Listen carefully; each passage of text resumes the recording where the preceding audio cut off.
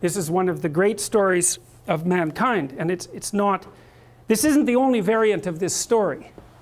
There's many variants of it, but this variant is useful for our purposes. That's a story I stumbled across a long time ago. I'm going to tell you the second story first because I don't have the energy to tell you the first story. So this is a story that the ancient Egyptians predicated their society on. And to understand this story, the first thing you have to know is what the characters were. And these characters were gods. There's 4 of them. Although the Egyptians had far more than 4 gods. You might think of these as the central gods. And you might think, what is a central god? And then you might think, well, imagine that the gods compete for dominance across time in people's imaginations. And some gods win. And they occupy the primary position of dominance in the hierarchy, in the dominance hierarchy of gods. And those are ideals. And ideals compete across time for dominance. And they're embodied. And so when diverse tribal people come together, they throw all their gods into the ring and they fight across time, and something emerges as a victor. And that's the emergence of monotheism out of polytheism. And it parallels the development of a unified morality within each of us as we develop across time. And the god that emerges as dominant across time bears a substantial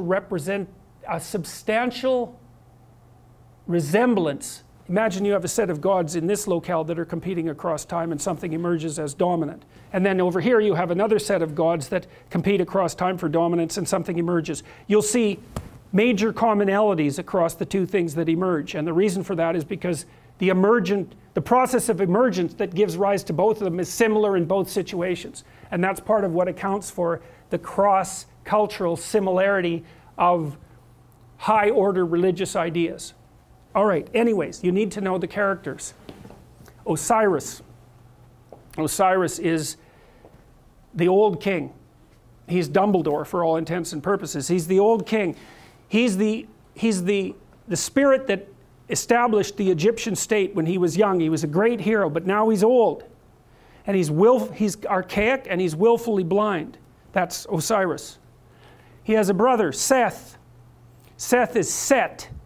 And Set is Satan, because the word Satan comes from the word Seth and Set via the Coptic Christians. So he's a precursor to the Western idea of Satan. You have Isis. Isis is queen of the underworld, and Isis was the goddess of a religious structure that prevailed across thousands and thousands of years. Isis. And you have Horus. Horus is a falcon.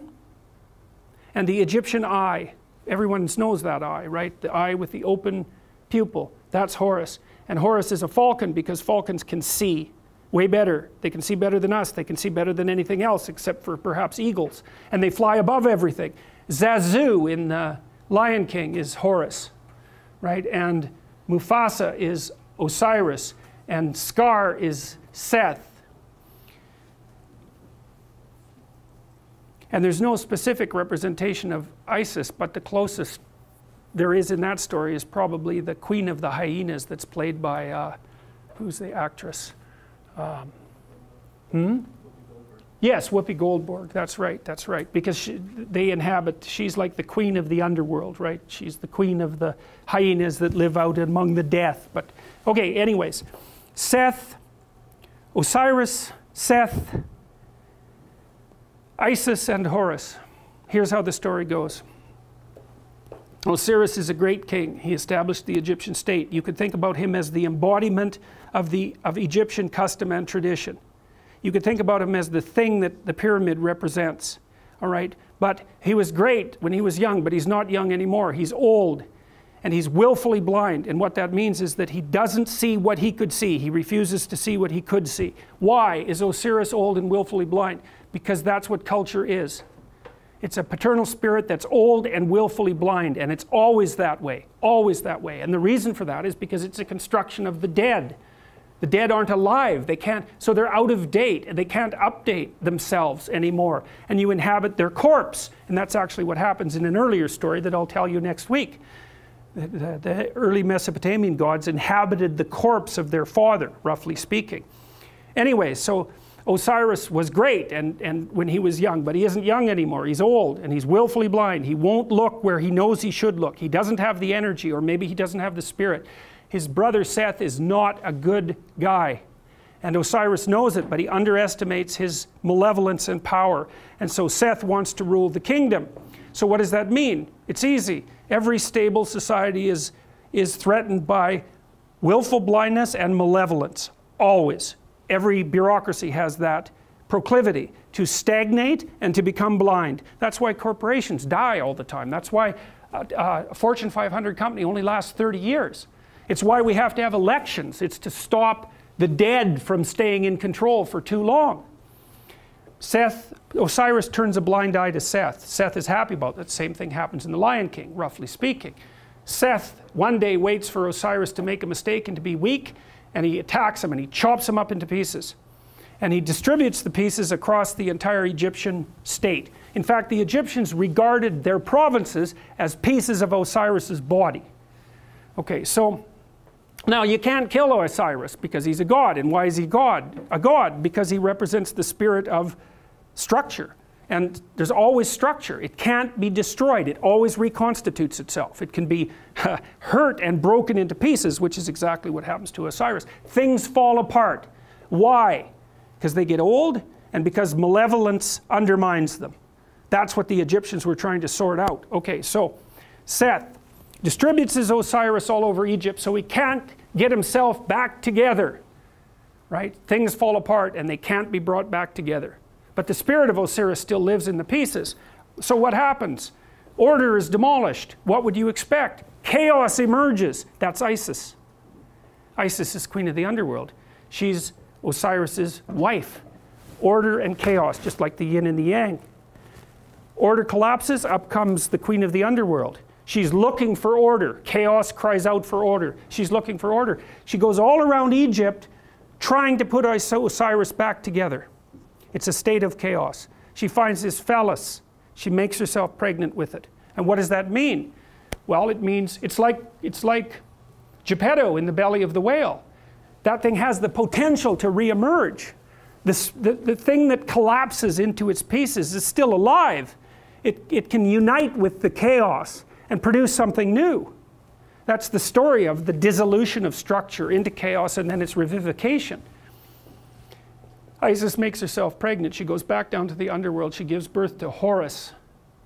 Horus is the Egyptian eye. He's the son of the great father and the great mother. He's a messianic figure. And in fact, much of the mythology that described Horus was extracted without much modification and then attributed to Christ. Very much, and you can read about the parallels. You can read about it online if you want. But there's any number of parallels. And of course, there is the mythology that the Jews came out of Egypt. And of course, the Christians emerged from the Jews. And so there was a tremendous influence of Egyptian thinking on the development of these later ideas. And you see pictures of Isis with Horus on her lap that are virtually identical in content and form to the later pictures of Mary with the infant Christ. And that's the holy mother of God in the hero. It's not a Christian motif. It's far deeper than a Christian motif. It's a human motif. So Isis, queen of the underworld, gives birth to Horus. And Horus grows up outside the kingdom. Why? In the underworld. Because that's what human beings do. You're alienated from your culture. Always. Why? It's old and dead and corrupt. And so that leaves you growing up in chaos. What would you call? Alienated from your fundamental culture. That's the story of adolescence. Horus grows up. He can see. That's what differentiates him from Osiris. That's why he's a falcon. He goes and has a fight with Seth. And now the difference between Osiris and Horus is that Horus does not underestimate Seth. He knows exactly what he's up against. He goes and has a terrible battle with him, trying to get his kingdom back. Something else that's echoed in the Lion King story. And while Horus and Osiris or Seth are fighting, Seth tears out one of his eyes. Now why? Because Seth is the embodiment of destruction and malevolence. And no matter how conscious you are, if you encounter that, even voluntarily, the probability that it's going to damage your consciousness is extraordinarily high. That's why people don't do it. So the eye is torn out, but Seth is defeated, and Horus banishes him to the nether regions of the kingdom. You can't kill him. Why? Because the malevolent, destructive force that threatens states never dies. It's always there. You can only remove it temporarily. Now Horus is king. Pharaoh, king, God. He's got his eye, and so you think, well, he's going to just pop that back in his head, and then he's going to be able to lead. He's going to be able to take his place at the uppermost pantheon of gods properly. But that isn't what he does. He takes his eye and he goes back to the underworld, just like Pinocchio going into the depths to rescue Geppetto. And down there is the spirit of Osiris, who's extant as a kind of half-dead ghost. And he gives Osiris his eye. Now Osiris can see. So what does that mean? You go down into the chaotic, when threatened by malevolence, even to the point of damage to your consciousness. You go down into the chaos and you find the dead spirit of your tradition and you give it vision. And so, provided with vision, Osiris regenerates, and then Osiris and Horus go back up to the world, linked together and rule jointly. And the Egyptians believed that the Pharaoh, who had an immortal spirit, was the embodiment of the conjunction of Horus and Osiris. And that's what gave him sovereignty. And so you think about how brilliant that is. The Egyptians are trying to puzzle out who should lead, who should be Pharaoh, and what do you have to be if you're going to be Pharaoh in order for things to work. You have to be awake to malevolence and chaos, and you have to embody your tradition. And that puts you at the highest pinnacle of the dominant structure. And that's the same as, it's the same thing. It's the same thing as the battle between the gods across centuries or eons and the emergence of the highest possible moral virtue as a consequence of that competition. It's the eye on the top of the pyramid, right? It's, you know, in the Washington Monument, there's a cap on the Washington Monument. The top of the Washington Monument is a pyramid. At the top of the pyramid is a cap. It's made out of aluminum. And the reason it's made out of aluminum is because when they made the Washington Monument, it was the most valuable metal known. And so what does it mean? It means there's a pyramid and there's something at the top of it. But the thing that's at the top of the pyramid isn't the same as the rest of the pyramid. That's the thing. The pyramid exists. There's a dominance hierarchy. Something climbs up to the top. But it's not just at the top of one pyramid. It's at the top of all of them. The thing that rises to the top of any given pyramid is the same thing that can dominate all pyramids. It isn't good enough to be the best at a dominance hierarchy. What you want to be is the best at the set of all possible dominance hierarchies. Right. And that's the thing that's gold at the top of the pyramid, and that's the eye. That's what the Egyptians figured out. And what does that mean? It means the thing that puts you at the top is attention. Pay attention. Keep your eyes open. It's not the same as thinking. It's not the same thing. It's like watching. And the thing about human beings is we can see. We can see better than any other creature except birds of prey. And so our capacity to see is in fact what we use in the world. Our brains are actually organized around vision, unlike most animals. Their brains are organized around smell, not us. We can see. We stand upright so we can see a long distance. And in our ability to see is what saves us and what saves our communities. And that's what these stories are trying to portray. And you might say, well, why didn't people just say so? And the answer to that is because they didn't know. It took a long time to figure it out. Forever. It's taken forever to figure it out.